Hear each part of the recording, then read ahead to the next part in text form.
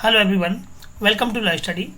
Indian penal code के इस नवे वीडियो में आज हम जस्टिफाइबल डिफेंस अर्थात सेक्शन 96 से लेकर के और सेक्शन 106 पर आधारित इसके पार्ट 2 को देखेंगे। ये यूथ कंपटीशन टाइम्स की बुक्स पर आधारित एमसीक्यूज हैं। इस पूरी बुक का पीडीएफ आप हमारे टेलीग्राम चैनल ला स्टडी से प्राप्त कर सकते हैं। विभिन्न टेस्ट सीरीज के लिए आप हमारी वेबसाइट www.elifestudy.com को भी विजिट कर सकते हैं। यहाँ आपको मंथली तथा एनुअल टेस्ट सीरीज उपलब्ध हैं। बिहार सिविल जज परीक्षा के लिए आप जीएस तथा लॉ दोनों की टेस्ट सीरीज को ज्वाइन कर सकते हैं। वेबसाइट पर विजिट करने के लिए आपको अपने ईमेल आईडी के माध्यम से अपने आप को पंजीकृत करना होगा। उसके बाद आप वेबसाइट पर विजिट कर सकते हैं। पंजीकरण का कोई भी शुल्क नहीं है। सो फ्रेंड्स, आप अगर चैनल को पहली बार विजिट कर रहे हैं तो आप चैनल को सब्सक्राइब करना तथा उसके पास बने बेल आइकन बटन को प्रेस करना जिससे कि सभी वीडियोज का नोटिफिकेशन आपको मिल सके। इससे पहले के 15 प्रश्न मैं वीडियो क्रमांक 8 के माध्यम से अपलोड कर चुका हूं। प्रश्न क्रमांक 16 है कि शरीर की प्राइवेट प्रतिरक्षा का अधिकार मृत्यु कारित करने तक होता है यदि, अर्थात आपको अपने शरीर की प्राइवेट प्रतिरक्षा के अधिकार के संबंध में कहा गया है कि कब आप उस हमलावर की मृत्यु कारित कर सकते हैं। पहला है मृत्यु की आशंका हो। यह करेक्ट है कि यदि आपको ऐसी आशंका है कि उस व्यक्ति के प्रहार से आपकी मृत्यु हो सकती है। घोरोपति की आशंका हो, यह भी करेक्ट है कि घोरोपति किए जाने का प्रयत्न ऐसा व्यक्ति करता है। बलात्संग करने का आशय हो, यह भी करेक्ट है। उपरोक्त सभी, तो सही ऑप्शन यहाँ पर डी है कि उपरोक्त सभी स्थितियां ऐसी हैं जिसमें कि शरीर की प्राइवेट प्रतिरक्षा का अधिकार मृत्यु कारित करने तक होता है और धारा 100 इसके संबंध में प्रावधान करती है। यहाँ कुछ कंडीशन हैं जैसे कि मृत्यु की कंडीशन हो, घोर उपपत्ति की कंडीशन हो, बलात्संग की कंडीशन हो, प्रकृति विरुद्ध काम तृष्णा की कंडीशन हो, अपहरण या व्यपहरण की बात कही गई हो, सदोष परिरोध की बात कही गई हो या अम्ल या तेजाब हमले की युक्त आशंका हो, तो आप ऐसे व्यक्ति की मृत्यु कारित कर सकते हैं। प्रश्न क्रमांक 17 है कि निम्न में से किसमें शरीर की प्राइवेट प्रतिरक्षा के अधिकार का विस्तार मृत्यु कारित करने तक नहीं होता है। बलात्संग के आशय से किया गया हमला, यहाँ मृत्यु कारित करने तक होता है। व्यपहरण के आशय से किया गया हमला, यहाँ भी मृत्यु कारित करने तक होता है। अपहरण करने के आशय से किया गया हमला और सदोष अवरोध करने के आशय से किया गया हमला, अपहरण के आशय से किया गया हमला ये भी मृत्यु कारित करने तक आपको अधिकार देता है तथा सदोष अवरोध करने के आशय से किया गया हमला ये मृत्यु कारित करने का अधिकार नहीं देता। सदोष परिरोध की बात आती तो ये यहाँ करेक्ट हो जाता। तो यहाँ सही ऑप्शन इसके मुताबिक यहाँ डी होगा कि ये कंडीशन यहाँ पर ठीक नहीं है। अगला प्रश्न की व्याख्या बताती है कि सदोष अवरोध करने के आशय से किया गया हमला प्राइवेट प्रतिरक्षा के अधिकार के विस्तार में मृत्यु कारित करने के अधिकार को प्रदान नहीं करता है। भारतीय दंड संहिता की धारा 100 उन परिस्थितियों को बताती है जिनमें कि हमलावर की मृत्यु कारित की जा सकती हो। यह परिस्थितियां मैं आपको ऊपर बता चुका हूं। प्रश्न क्रमांक 18 है कि निम्नलिखित में से कौन सा कथन सही है। पहला दिया हुआ है कि भारतीय दंड संहिता के अंतर्गत प्राइवेट प्रतिरक्षा का अधिकार एक ऐसे कृत्य के विरुद्ध भी उपलब्ध होता है जो कि इस संहिता के अंतर्गत उपलब्ध नहीं है। तो देखिए, ऐसे कार्य के विरुद्ध उपलब्ध नहीं होगा क्योंकि इस संहिता में वो उपबंध दिए गए हैं जिनके तहत प्राइवेट प्रतिरक्षा का अधिकार शामिल होता है। तो ये पहला यहाँ पर गलत हो जाएगा, ये सही नहीं है। दूसरा है कि प्राइवेट प्रतिरक्षा के अधिकार को विधि विरुद्ध आक्रमण के निरसन हेतु या प्रतिकर के लिए भी प्रयोग किया जा सकता है, ऐसा नहीं है, ये गलत है। तीसरा है कि प्राइवेट प्रतिरक्षा का अधिकार किसी भी व्यक्ति को केवल अपने शरीर की तथा संपत्ति की प्रतिरक्षा के लिए उपलब्ध होता है। अपने शरीर की नहीं बल्कि दूसरे व्यक्ति के शरीर की भी संपत्ति और शरीर की प्रतिरक्षा के लिए उपलब्ध रहता है। तो ये भी यहाँ गलत हो जाएगा। डी है कि जब हमला एक व्यक्ति के सदोष परिरोध के आशय से किया गया हो तो प्राइवेट प्रतिरक्षा के अधिकार का विस्तार मृत्यु कारित करने के लिए होता है। सदोष परिरोध की बात की गई है। अगर सदोष अवरोध होता तो ये भी गलत हो जाता। सदोष परिरोध है तो ये आंसर यहाँ पर इसका ये करेक्ट हो जाएगा कि सदोष परिरोध किए जाने की आशंका है तो ऐसे व्यक्ति या हमलावर की मृत्यु कारित की जा सकती है प्रतिरक्षा के अधिकार के तहत। प्रश्न क्रमांक 19 है कि अ अपनी पत्नी ब को लेने ससुराल पहुंचा है परंतु उसका ससुर ब को उसकी पत्नी अ के साथ भेजने के लिए सहमत नहीं था। अ अपनी अनिच्छुक पत्नी को बलपूर्वक साथ में ले जाने के लिए घसीटने लगा। यह देखकर पत्नी के भाई स ने अपर चाकू से एक प्रहार कर दिया, जिससे उसकी मृत्यु हो गई।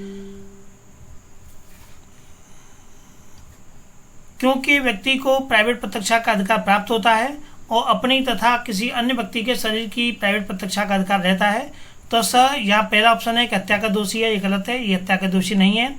दूसरा है कि स आपराधिक मानव वध, जो कि हत्या नहीं है, कारित करने का दोषी है, गलत है। तीसरा है कि स को शरीर की प्रत्यक्षा का अधिकार प्राप्त था, अतः वह किसी भी अपराध के लिए दोषी नहीं है। तो ये करेक्ट हो जाएगा कि उसे शरीर की प्रत्यक्षा का अधिकार प्राप्त था और वो किसी भी अपराध के लिए दोषी नहीं है। आईपीसी की धारा 100 तथा विश्वनाथ बनाम उत्तर प्रदेश राज्य 1916 सुप्रीम कोर्ट के बाद में यह अवधारित किया गया है, चूंकि यहाँ पर पति का आशय पत्नी को बलपूर्वक अपहरण करना था, अतः स को शरीर की प्राइवेट प्रत्यक्षा का अधिकार प्राप्त था और वह किसी भी अपराध के लिए दोषी नहीं होगा। प्रश्न क्रमांक 20 है कि निम्नलिखित में से किस मामले में शरीर की प्राइवेट प्रत्यक्षा का अधिकार मृत्यु कारित करने तक विस्तारित नहीं होता है। व्यपहरण करने के आशय से किया गया हमला, यहाँ मृत्यु कारित करने तक होता है यदि व्यपहरण करने के आशय से कोई हमला किया गया है। दूसरा है कि अप्राकृतिक काम तृष्णा की दृष्टि से किया गया हमला, ये भी मृत्यु कारित करने तक होता है। सदोष अवरोध की जो स्थिति है ये मृत्यु कारित करने तक नहीं है प्राइवेट प्रत्यक्षा के अधिकार में, तो सही ऑप्शन यहाँ पर इसका सी हो जाएगा। और अपहरण करने के आशय से किया गया हमला, ये भी करेक्ट है, तो सही ऑप्शन यहाँ पर इसका सी है।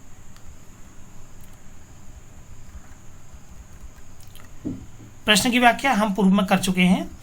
प्रश्न अगला है, प्रश्न क्रमांक 21 है कि भारतीय दंड संहिता 1860 की निम्न किस धारा में व्यक्तिगत सुरक्षा के अधिकार के कार्यान्वयन में मृत्यु कारित की जा सकती है।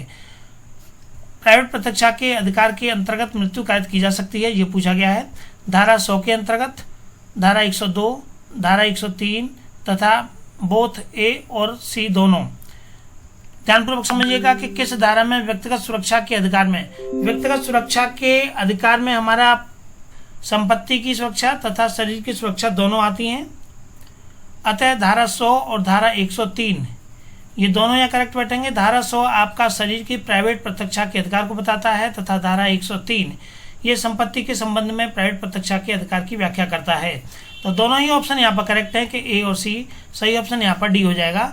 धारा 100 शरीर की प्राइवेट प्रत्यक्षा के अधिकार का विस्तार हमलावर की मृत्यु कारित करने तक तथा धारा 103 में संपत्ति की प्राइवेट प्रत्यक्षा के अधिकार का विस्तार हमलावर की मृत्यु कारित करने तक का होता है। धारा 102 ये शरीर की प्राइवेट प्रत्यक्षा के अधिकार का प्रारंभ और उसके बने रहने को बताती है। प्रश्न क्रमांक 22 है कि किस मामले में शरीर की प्राइवेट प्रत्यक्षा के अधिकार का विस्तार मृत्यु कारित करने तक नहीं होता है। तो देखिए, मृत्यु कारित करने तक नहीं पूछा गया है, हमने आपको मृत्यु कारित किए जाने की 7 कंडीशन बताई हैं। उन 7 कंडीशनों में से जो भी यहाँ नहीं हो उसे आप टिक कर दीजिएगा। जब किसी व्यक्ति को सदोष अवरोध कारित करने के आशय से किया गया हमला, सदोष अवरोध की बात की गई है, तो यहाँ पर यही करेक्ट हो जाएगा कि सदोष अवरोध के आशय से अगर हमला किया जाता है तो वो प्राइवेट प्रत्यक्षा के अधिकार में मृत्यु कारित करने तक नहीं होता है। दूसरा ऑप्शन है कि बलात्संग करने के आशय से किया गया हमला, ये बताया था, बलात्संग करने के आशय से किया गया हमला, ये करेक्ट है। व्यपहरण करने के आशय से किया गया हमला, ये भी मृत्यु कारित करने के लिए है, बी भी मृत्यु कारित करने के लिए है, तथा प्रकृति विरुद्ध काम तृष्णा की दृष्टि से आशय से किया गया हमला, ये भी मृत्यु कारित करने के लिए पर्याप्त है। अगला प्रश्न देखते हैं। प्रश्नों की व्याख्या को हम शुरुआत में आपको काफी बार बता चुके हैं। अगला प्रश्न है कि प्रश्न क्रमांक 23 के निम्नलिखित भारतीय दंड संहिता की धाराओं में के युग्मों में से किनके तहत शरीर व संपत्ति की प्राइवेट प्रत्यक्षा के अधिकार के प्रयोग में मृत्यु तक कारित की जा सकती है। तो मैंने आपको बताया था कि शरीर की प्राइवेट प्रत्यक्षा के अधिकार का विस्तार धारा 100 में है और संपत्ति के संबंध में धारा 103 बताती है। दोनों कंडीशन में आप मृत्यु कारित कर सकते हैं। धारा 100 और धारा 103 देखिए आपके किस ऑप्शन में मिल रहा है, ऑप्शन क्रमांक सी यहाँ पर ये करेक्ट है। प्रश्न क्रमांक 24 है कि शरीर की प्राइवेट प्रत्यक्षा का अधिकार, पहला है उसी क्षण प्रारंभ हो जाता है जबकि अपराध करने के प्रयत्न या धमकी से शरीर के संकट की युक्त आशंका पैदा हो जाती है और तब तक बना रहता है जब तक कि शरीर के संकट की ऐसी आशंका बनी रहती है। तो देखिए, उसी क्षण उत्पन्न प्रारंभ हो जाता है जबकि अपराध करने के प्रयत्न या धमकी से शरीर के संकट की युक्त आशंका पैदा हो जाती है। दूसरा है कि उसी क्षण प्रारंभ हो जाता है जबकि अपराध करने के प्रयत्न या धमकी से शरीर के संकट का युक्त आशंका पैदा हो जाती है और ऐसी आशंका समाप्त होने के बाद भी बनी रहती है। यहाँ आपको ऑप्शन क्रमांक बी में एक स्थिति दी हुई है कि और ऐसी आशंका समाप्त होने के बाद भी बनी रहती है, ये गलत है। आशंका का समाप्त होने के बाद भी बना रहना। पहले ऑप्शन दिया हुआ है कि और तब तक बना रहता है जब तक कि शरीर के संकट की ऐसी आशंका बनी रहती है, तो ये यहाँ पर बिल्कुल करेक्ट है। अन्य ऑप्शन इसके जो दो हैं उन्हें भी देख लेते हैं।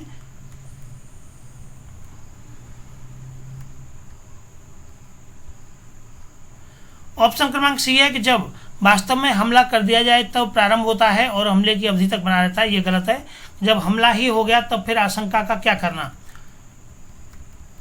ऑप्शन क्रमांक 4 है कि जब वास्तव में हमला कर दिया जाए तब प्रारंभ होता है और हमलावर के चले जाने के बाद भी बना रहता है, ये भी गलत है। ऑप्शन क्रमांक ए यहाँ पर करेक्ट है कि धारा 102 के अनुसार शरीर के प्राइवेट प्रत्यक्षा का अधिकार उसी क्षण प्रारंभ हो जाता है जबकि अपराध करने के प्रयत्न या धमकी से शरीर के संकट की युक्त आशंका पैदा हो जाती है। अर्थात जब कोई व्यक्ति आपको धमकी देता है या अपराध करने का प्रयत्न करता है तो उसी समय से शरीर के संकट की युक्त आशंका पैदा हो जाती है और तब तक बनी रहती है जब तक कि शरीर के संकट की ऐसी आशंका बनी रहे। प्रश्न क्रमांक 25 है कि शरीर की प्राइवेट प्रत्यक्षा का अधिकार उसी क्षण प्रारंभ हो जाता है जबकि अपराध करने के प्रयत्न या धमकी से शरीर के संकट की युक्त आशंका पैदा हो जाती है और ऐसी आशंका समाप्त होने के बाद भी बनी रहती है, ये गलत हो जाएगा। ऑप्शन क्रमांक बी है कि जब वास्तव में हमला कर दिया जाए, ये भी गलत हो जाएगा। सी दिया हुआ है कि जब वास्तव में हमला कर किया जाए तब प्रारंभ हो जाता है, ये भी गलत हो जाएगा। ऑप्शन क्रमांक डी है कि उस क्षण प्रारंभ हो जाता है जबकि अपराध करने के प्रयत्न या धमकी से शरीर के संकट को युक्त आशंका पैदा हो जाती है और तब तक बना रहता है जब तक कि शरीर के संकट की ऐसी आशंका बनी रहती है। तो ऑप्शन क्रमांक डी यहाँ पर आपका बिल्कुल ये करेक्ट है।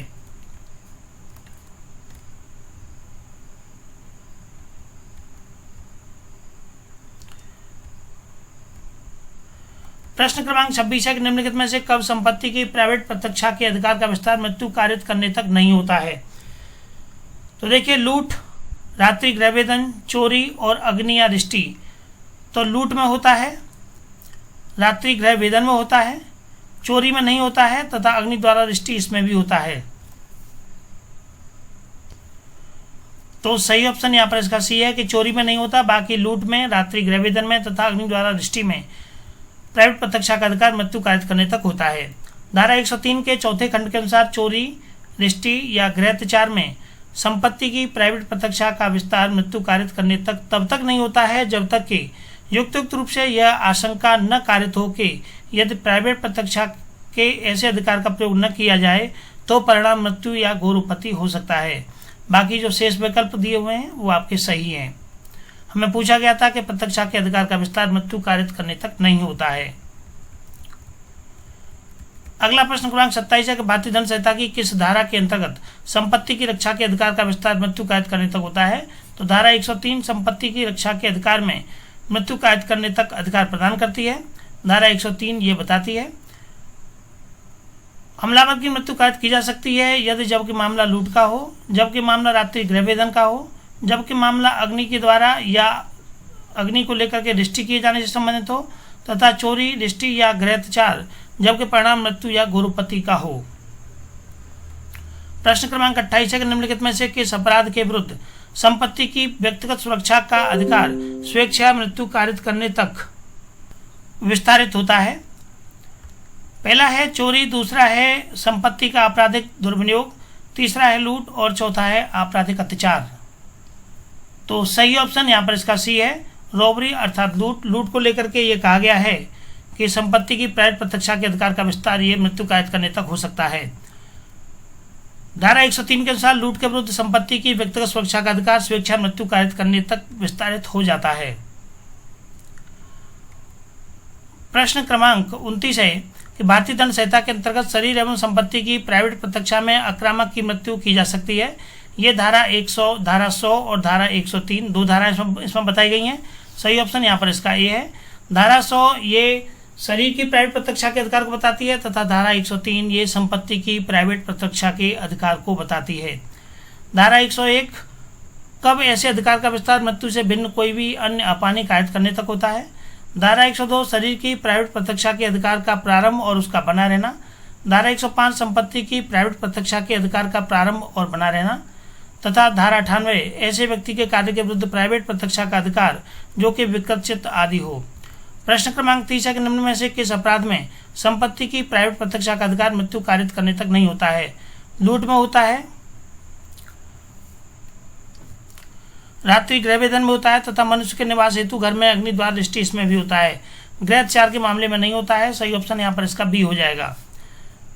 धारा 103 के अनुसार संपत्ति की प्राइवेट प्रत्यक्षा के अधिकार का विस्तार धारा 99 के निबंधनों के अधीन रहते हुए दोषकर्ता की मृत्यु या अन्य अपानी की स्वेच्छा कारित करने तक होता है। यदि वह अपराध जिसके किए जाने के प्रयत्न के कारण उस अधिकार के प्रयोग का अवसर आता है, एतस्मिन् पश्चात प्रकटित भांतियों में से किसी भी भांति का हो, अर्थात पहला है लूट, दूसरा है रात्रि गृहभेदन, तीसरा है अग्नि के द्वार दृष्टि, जो किसी ऐसे निर्माण तंबू या जलयान के स्थान के रूप में उपयोग में लाया गया हो। अर्थात अग्नि द्वार दृष्टि जरूरी नहीं है कि केवल घर में ही हो, वो किसी तंबू में यदि कोई व्यक्ति या कोई निर्माण कार्य करके व्यक्ति वहाँ रह रहा है वहाँ भी हो सकता है, कोई तंबू बना करके रह रहा है वहाँ भी हो सकता है, या जलयान पर हो सकता है। तो किसी भी तरह से अग्नि यदि आपके द्वारा अग्नि द्वार दृष्टि पैदा की जा रही है तो ये अधिकार बनता है। चौथा है चोरी दृष्टि या गृहत्याचार, जो कि ऐसी परिस्थितियों में किया गया हो जिससे कि युक्तियुक्त रूप से या आशंका कारित हो कि यदि प्राइवेट प्रत्यक्षा के अधिकार का प्रयोग नहीं किया गया तो परिणाम मृत्यु या घोरोपति हो सकता है। इस प्रकार से गृह अत्याचार सभी दशाओं में मृत्यु कारित करने के लिए विस्तार नहीं देता है। प्रश्न क्रमांक 31 है कि संपत्ति की प्राइवेट प्रत्यक्षा के अधिकार का क्रियान्वयन में मृत्यु कारित नहीं की जा सकती। पहला है लूट में, रात्रि गृहभेदन में, निवास हेतु निर्मित भवन के अग्नि द्वारा दृष्टि में और डी दिया हुआ चोरी में। तो सही ऑप्शन यहाँ पर डी है कि चोरी में, बाकी तीनों में दी जा सकती है। धारा 103 में कहा गया है कि संपत्ति की प्राइवेट प्रत्यक्षा के अधिकार मृत्यु कारित करने तक विस्तारित होता है यदि लूट, रात्रि गृहभेदन या अग्नि के द्वारा दृष्टि या इनमें से कोई भी अपराध किया जा रहा है तो किए जाने का प्रयत्न किया जा रहा है। चोरी की दशा में यह धारा तब लागू होती है जबकि वह इसके समतुल्य हो, जिससे कि यह आशंका उत्पन्न होती हो कि इसका परिणाम मृत्यु या घोरोपति होगा। प्रश्न क्रमांक 32 है कि संपत्ति की प्राइवेट प्रत्यक्षा के अधिकार का विस्तार मृत्यु कारित करने तक तब होता है जबकि निम्न अपराध की आशंका हो। पहला है चोरी की, दृष्टि की, गृह अत्याचार की तथा डकैती की। तो सही ऑप्शन यहाँ पर इसका डी है, डकैती। सो फ्रेंड्स, आज के वीडियो में इतना ही। इससे आगे के वीडियो में हम इसके चैप्टर 6 जो कि दुष्प्रेरण के विषय में है और धारा 107 से लेकर के 120 तक है, इसके प्रश्नों को डिस्कस करेंगे। आप इस वीडियो को अधिक से अधिक फॉलो करें, अपने दोस्तों के साथ शेयर करें। आप हमारा टेलीग्राम चैनल ला स्टडी को ज्वाइन करें, जहां पर कि वीडियोज तथा नोट्स के संबंध में जानकारी उपलब्ध रहती है। आप हमारी वेबसाइट www.elastudy.com को विजिट कीजिए, जहां विभिन्न टेस्टों के संबंध में टेस्ट सीरीज की सुविधा उपलब्ध कराई जा रही है काफ़ी कम अमाउंट पर। आप अपने जीमेल आईडी के माध्यम से हमसे जुड़ सकते हैं। जीमेल आईडी और पासवर्ड आपको डालना होगा, उसके बाद आप हमारी वेबसाइट पर विजिट कर सकते हैं। So thank you for watching.